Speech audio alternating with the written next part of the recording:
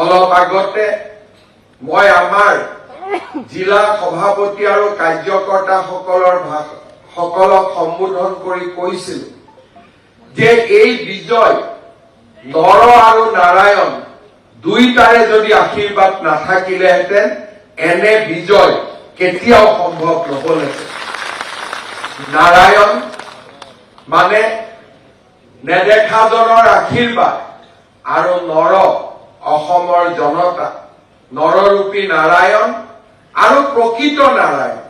এই নৰ আৰু নাৰায়ণৰ আশীৰ্বাদতে মই ভাবো এনেকুৱা অদ্ভুত বিজয় ভাৰতীয় জনতা পাৰ্টি আৰু মিত্ৰ দলে লাভ কৰিবলৈ সক্ষম হৈছে।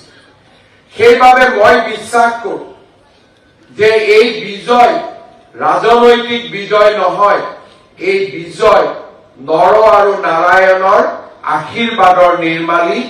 এই বিজয় নেদেখাজনৰ আশীৰ্বাদ অসমখনৰ সুৰক্ষাৰ বাবে, অসমখনৰ বিকাশৰ বাবে।